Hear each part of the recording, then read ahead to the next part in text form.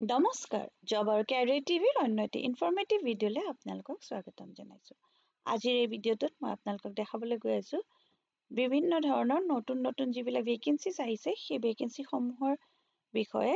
কেইবাটাও ডিপাৰ্টমেণ্টত এই ভেকেঞ্চিসমূহ ওলাইছে। এটা এটাকৈ মই সকলো আপোনালোকক ডিটেইলছ দেখাই যাম। আপোনালোক যদি এলিজিবল আৰু ইণ্টাৰেষ্টেড হয় তেন্তে এপ্লাই কৰি দিব পাৰিব। সেইকাৰণে ভিডিঅ'টো স্কিপ নকৰাকৈ শেষলৈকে চাই থাকিব।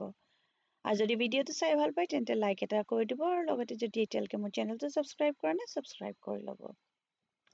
এতিয়া যোনটো প্ৰথম ভেকেঞ্চিৰ বিষয়ে মই আপোনালোকক জনাবলৈ ওলাইছোঁ সেইটো আহিছে আছাম ষ্টেট ডিজাষ্টাৰ মেনেজমেণ্ট অথৰিটিৰ ফালৰ পৰা। ইয়াত দুটা ডিষ্ট্ৰিক্ট প্ৰজেক্ট অফিচাৰৰ ভেকেঞ্চি ওলাইছে।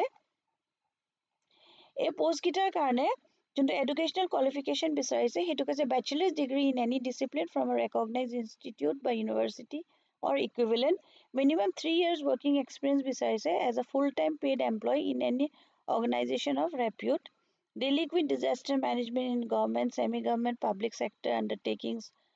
Proficiency in computer application is essential, especially MS Word, Excel, PowerPoint, use of internet, excellent communication skill in Hindi and Assamese, Boro in case of Tamilpur, posting will be preferable, the candidate would be physically and mentally fit. তাৰমানে ইয়াতে আপোনালোকে গ্ৰেজুৱেশ্যনৰ লগতে 3 বছৰ আপোনালোকে যিকোনো work experience এটা বিচাৰিছে আৰু যদি ডিজাষ্টাৰ মেনেজমেণ্টত কাম কৰিছে তেন্তে আপোনালোকৰ কাৰণে সেইটো বেছি আৰু এটা এডভান্টেজ হ'ব। কম্পিউটাৰ প্ৰফিচিয়েঞ্চি আৰু বিচাৰিছে ইংলিছ আৰু অসমীয়া ক'ব পাৰিব লাগিব আৰু should B A Indian citizen and permanent resident of Assam. এইখিনি যদি এলিজিবিলিটি মিলে তেন্তে আপোনালোকে পষ্টকেইটাৰ কাৰণে এপ্লাই কৰি দিব পাৰিব। চেলাৰী ইয়াতে হ'ব 30,000 পৰা 1,10,000 আৰু গ্ৰেড পে আছে 12,700। মেক্সিমাম এজ লিমিট 43 ইয়াৰ্ছলৈকে, তেনে 21 পৰা 43 ইয়াৰ্ছৰ ভিতৰত আপোনালোকে যদি হয় তেন্তে আপোনালোকে এপ্লাই কৰিব পাৰিব। আপোনালোক যদি এলিজিবল আৰু ইণ্টাৰেষ্টেড হয় তেন্তে এখন প্ৰেছক্ৰাইব ফৰ্ম আছে, সেইখন মই আপোনালোকক দেখাই দিম। সেইখনত আপোনালোকৰ যিমানবিলাক ডকুমেণ্টছ আছে সেইবিলাক চেল্ফ এটেষ্ট কৰি পেলাই পঠাই দিব লাগিব to the state project coordinator, Assam state disaster management authority, এনকিলৰি block 1 opposite SBI secretariat branch আৰু জনতা ভৱন দিছপুৰ গুৱাহাটী 781006 আছাম, এইটো এড্ৰেছত। এইখন আহিছে অফিচিয়েল নটিফিকেশ্যনখন। এটা তামোলপুৰৰ কাৰণে আছে আৰু এটা বজালিৰ কাৰণে ওলাইছে ভেকেঞ্চি। আৰু এইখিনি মই অলৰেডি মেনশ্যন কৰিছোঁ, আপোনালোকে চাই ল'ব। লাষ্ট ডেট আছে 7 তাৰিখ, 7 ফেব্ৰুৱাৰীৰ ভিতৰত আপোনালোকে এপ্লাই কৰি দিব লাগিব। এইটো এড্ৰেছত পঠাব লাগিব ডকুমেণ্টখিনি। আৰু এইখন হৈছে এপ্লিকেশ্যনৰ ফৰ্মেটখন। এইখন আপোনালোকে ইয়াৰ পৰা এনেকৈ ডাউনলোড কৰি পেলাই প্ৰিণ্ট আউট ওলাই পেলাই ইয়াতে আপোনালোকে গোটেই ডকুমেণ্টছখিনিৰ লগতে ডিটেইলছখিনি ফিল কৰি পেলাই এইখন আপোনালোকে এড্ৰেছটোত বাই পোষ্ট কোৰিয়াৰ বা আপোনালোকে হাতেৰে গৈ পেলাই এইখন দি আহিব পাৰিব। এইখন এবাৰ পঢ়ি চাই ল'ব, গোটেই ডিটেইলছখিনি মই কৈ নিদিওঁ। আপোনালোক যদি এলিজিবল আৰু ইণ্টাৰেষ্টেড হয় তেন্তে এই পষ্টটোৰ কাৰণে এপ্লাই কৰি দিব পাৰিব। এতিয়া নেক্সট যোনটো ভেকেঞ্চিৰ বিষয়ে মই আপোনালোকক দেখাবলৈ গৈ আছোঁ সেইটো হৈছে আৰ্মি পাব্লিক স্কুল তেজপুৰৰ পৰা। এতিয়া বিভিন্ন ধৰণৰ পদ ওলাইছে, PGT, TGT। PGT কাৰণে কেমেষ্ট্ৰি, ইকনমিক্স এণ্ড চাইক'লজিৰ ভেকেঞ্চি আহিছে। PG বিচাৰিছে with BEd and minimum 50% marks in each and CSB score card holder for the post. TGT science, TGT social science আৰু সংস্কৃতৰ কাৰণে বিচাৰিছে। ইয়াতে বিচাৰিছে পোষ্ট গ্ৰেজুৱেট বা graduate in the field with minimum 50% আৰু BEd লাগিব বুলি কৈছে। তাৰপিছত স্পেচিয়েল এডুকেটৰৰ কাৰণে আছে TGT। ইয়াত বিচাৰিছে BEd in special education, BA general with post graduate কোৱালিফিকেশ্যনেল diploma in special education or PG diploma in special education. PRT all ছাবজেক্টছৰ কাৰণে বিচাৰিছে। ইয়াত লাগিব DLEd বা BEd, ED লাগিব আৰু এইখিনি এবাৰ আপোনালোকে চাই ল'ব। ইয়াত যোনটো এপ্লাই কৰাৰ প্ৰচেছ হৈছে সেইটো আপোনালোকে এখন ডিমাণ্ড ড্ৰাফ্ট বনাব লাগিব। In favour of army public school Tezpur, payable at Tezpur 250 টকাৰ। আৰু লগতে আপোনালোকে চেল্ফ এটেষ্টেড ফটো কপিজবিলাক, educational qualification, CSB score card, experience certificate, 1 copy of recent passport size photograph, এই গোটেইখিনি আপোনালোকে 2 ফেব্ৰুৱাৰীৰ ভিতৰত পঠাই দিব লাগিব। Army public school Tezpur, post office Dekagaon, district Sonitpur, Assam pin 784501। এইটো এড্ৰেছত আপোনালোকে পঠাব লাগিব।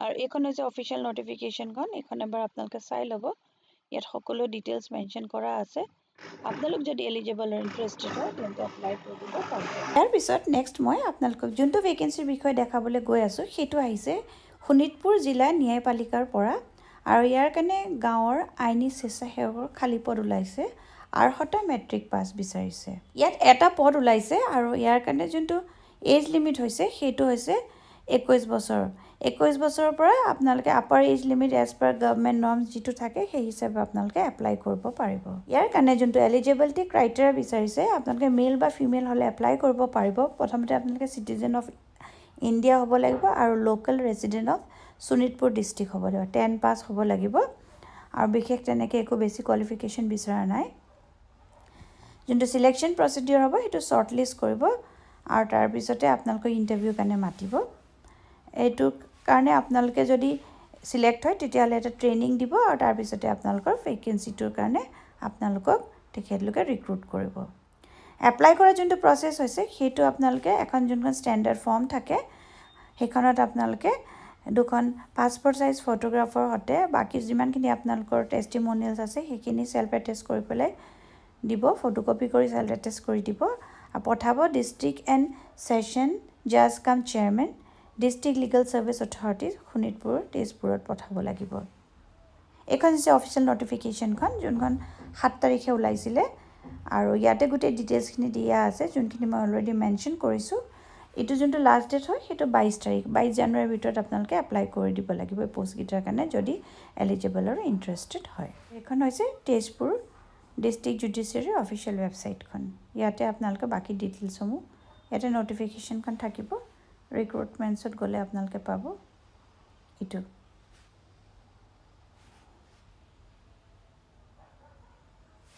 8 তাৰিখৰ পৰা 22 তাৰিখৰ ডেট আছে ইয়াতে এখন ফাইলখন আছে যোনখন মই আপোনালোকক অলৰেডি দেখাইছোঁ যদি এলিজিবল আৰু ইণ্টাৰেষ্টেড হয় তেন্তে আপোনালোকে এপ্লাই কৰি দিব পাৰিব এতিয়া নেক্সট মই আপোনালোকক দেখাম ৰেলৱে ৰিক্ৰুটমেণ্ট বৰ্ডৰ ফালৰ পৰা 10 আৰু 12 পাছ বিচাৰিছে অনলাইন এপ্লাই কৰিব লাগিব পোষ্ট ওয়াইজ মই কৈ দিছোঁ আমাৰ গুৱাহাটীৰ কাৰণে 169টা পোষ্ট আছে এইটো এটা হেল্পলাইন নম্বৰ দিয়া আছে এইটোত আপোনালোকে ফোন কৰি সুধিব পাৰিব যদি কিবা আপোনালোকৰ জানিবলগীয়া থাকে চাকৰিকেইটাৰ কাৰণে এপ্লাই কৰিবলৈ হ'লে আপোনালোকৰ এজ লিমিট মিনিমাম 18 বছৰ হ'ব লাগিব আৰু মেক্সিমাম হ'ব লাগিব 48 ইয়াৰ্ছ OBC NCL হ'লে 3 বছৰ যোগ হৈ যাব আৰু SC ST হ'লে 5 বছৰ